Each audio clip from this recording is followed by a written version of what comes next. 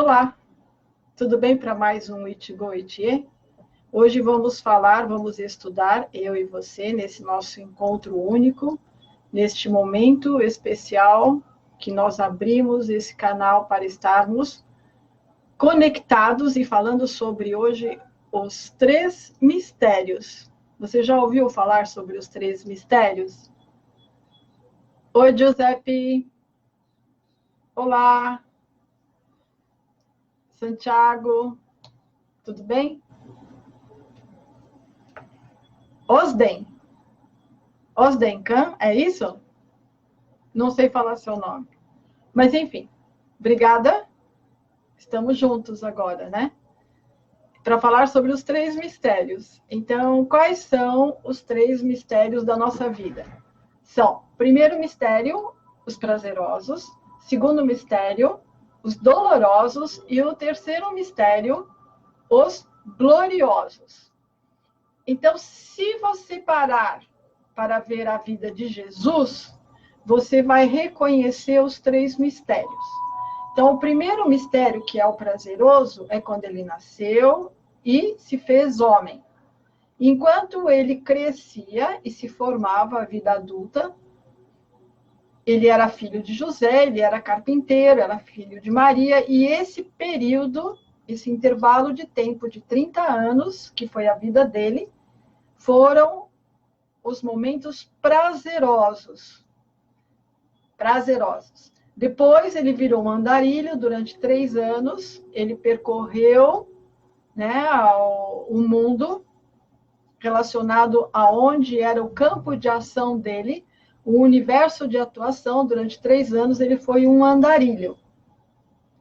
Depois que ele foi um andarilho, aí ele entrou no segundo mistério, que são os dolorosos, ou seja, um momento da vida onde você vai resgatar o seu karma. No caso dele, não entra neste momento em discussão o processo da via sacra, crucificação, julgamento, prisão, traição. Isso fez parte do momento doloroso dele.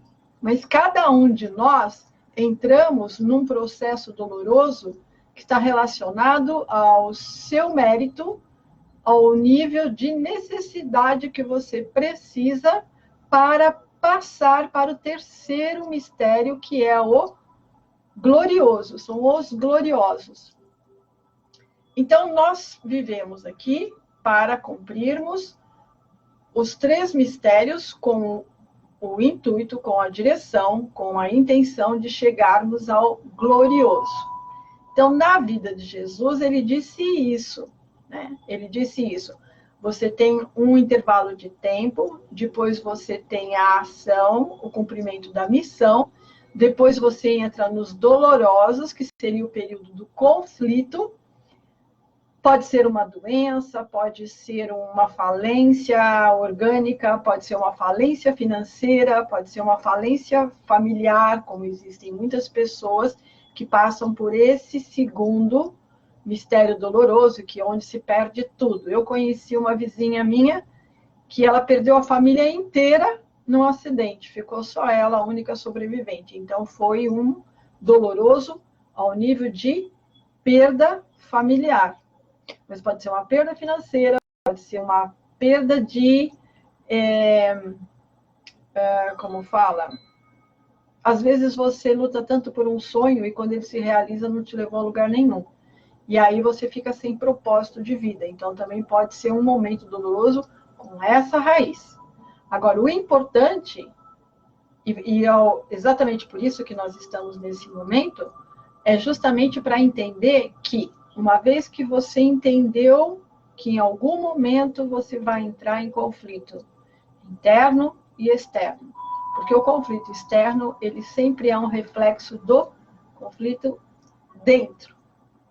Então, se você resolve o conflito dentro, o sofrimento dentro, o doloroso dentro, fora desaparece. Ele não vai refletir o mundo. Vamos falar de uma outra forma. O mundo fora só reflete o que está dentro. Então, se você está num momento que você não gosta e o mundo fora está refletindo exatamente o que te faz sofrer, o que te causa dor, o que te causa frustração, angústia, não importa qual é o sentimento que te gera desconforto psicoemocional e orgânico, tá? Não importa. Se você souber lidar com este momento doloroso, em algum momento, dependendo da velocidade com que você se relaciona com ele, no sentido de encontrar a resposta e a solução ou resolver a situação, mais rápido você vai entrar no terceiro mistério, que é o glorioso. Então, quando Jesus atravessou o doloroso, que foi o segundo mistério, e nesse doloroso ele sucumbiu, ele morreu, literalmente falando, ele morreu, mas ele se manteve firme, independente da morte do corpo, ele se manteve firme. E em 3 dias ele voltou e entrou para o terceiro mistério, que é o glorioso.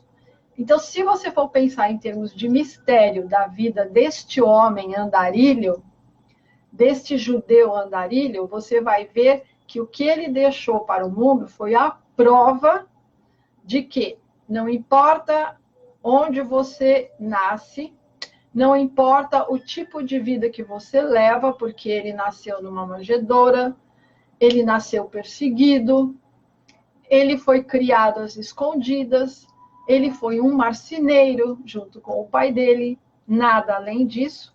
Depois ele foi um andarilho e depois ele foi preso, julgado, condenado e cumpriu a sentença por causa da época e nas condições da época. Mas em nenhum momento ele sucumbiu ao primeiro, que é o prazeroso, nem ao segundo, que é o doloroso, e com isso ele retornou em estado glorioso, para mostrar para você, para mim e para todos que isso é possível. E ele deu um testemunho no extremo, porque ele testemunhou pós-morte física, para provar que a morte física não existe. Isso é importante você saber. Isso é importante, cortar esse paradigma, né, da morte. Ele não é o único que fez isso, para que nós saibamos. Tem Babad. Babad é um avatar. Babad é um mestre imortal da Índia. Então tem o de Haidakhan e de Guragnath, né? Então, o Babad, contemporâneo agora, que viveu acho que nos anos 80, junto com todos nós, ele também fez isso. Quem sabe? Quantas pessoas se interessaram em procurar alguma coisa? Bom, você não pode procurar o que você não sabe, né? Que não existe. Mas, enfim, Babad tem uma história lindíssima para contar. Tanto que houve um momento que os cientistas foram lá para conhecer a imortalidade que Babad pregava, de a morte do corpo não existe. E aí foram cientistas lá para estudar a vida eterna do corpo. Mas Babad, quando ele estava explicando como que era o processo para esses cientistas, ele percebeu que os cientistas não estavam interessados na imortalidade. Eles queriam provar que a morte existia. Entendeu? A morte existia. Então, eles estavam lá para provar que a morte existia, que ele era uma fraude. Então, o que Babad fez? Falou, bom, se vocês querem provar que a morte existe, então eu vou provar para vocês que a morte existe. Então, se ela existe, morram. E ele morreu na frente deles. Então, cientificamente falando, ele foi constatado como morto. Ele estava morto. Então, cientificamente, ele estava morto, em óbito. Aí os discípulos todos choraram, falaram, nossa, Babad morreu durante a entrevista e tal. Passou uns dias, Babad volta. E os discípulos falaram, nossa, Babad, como isso? Ele falou, eles queriam provar que a morte existe, então a morte existe, deixam eles com a morte e que morram. Mas a morte não existe. Mas eles não queriam saber isso, eles queriam provar que a morte existia. Então, realmente, a morte, cientificamente, ela existe. Mas a morte não existe porque ele estava lá, ele voltou. Depois de um óbito clínico, ele voltou e estava normal. Lá na frente, ele entrou em Maha Samadhi, mas por outro motivo. O mesmo motivo de Jesus. Né? Porque ele veio, assumiu um corpo, tirou todos os negativos kármicos dos discípulos, jogou no próprio corpo, e quando esse karma todo estava no corpo, que não tinha mais salvação, ele foi embora e deixou todo aquele karma negativo dentro daquele corpo que ele habitou para se manifestar entre nós. Eu estou dando só start sobre ângulos no ponto cego da visão que não está sendo aberto, está sendo dito. Essa é a minha proposta e eu estou cumprindo com a minha palavra. Eu estou dando perspectivas sobre realidades que estão em discussões. Mas eu não tenho nenhuma outra pretensão nesse momento além desta. São ângulos de situações que vivem sendo ditas, que já há mais de 2000 anos nós falamos sobre isso, mas observe, um homem, um judeu que nasceu, cresceu, cumpriu a sua missão, morreu e ressuscitou. Ressuscitou, né? Isso num sentido de ressurreição. Porque ressuscitar, você pega uma pessoa que tem uma parada cardíaca, você vai lá e ressuscita ela. Você faz um tai chi interior e você está se auto-ressuscitando. Porque se você não faz o tai chi interior, o seu corpo está se esgotando. E quando ele está se esgotando, o seu corpo está morrendo. Isso é mostrado, discutido em várias situações. Aquele anime que virou um longa do Samurai X, se você pegar o mangá mesmo, e a primeira versão do anime relacionado ao mangá, você vai ver que no final da vida, o Kenshin Himura, ele morre doente. E ele não tinha força nem para se mexer, nem para andar. Ele perdeu toda a vivacidade dele. E ele ficou muito doente e se manifestou no corpo. Então, teve cena, inclusive no longa, que a médica, né, que faz parte, né, do grupo do Kenshin, ela disse que as feridas do Kenshin eram muito profundas. E que ele tinha muitas feridas. Quando ela diz isso, ela está dizendo o quê? Que cada vez que ele luta, ele está morrendo. Porque ele está usando a energia dele para realizar aquela ação. Mas isso são informações subliminares dentro do longa do Kenshin. Mas está lá, pode rever as cenas e você vai ver. Toda vez que ele sai de uma luta, ele vence. Mas ele sai acabado.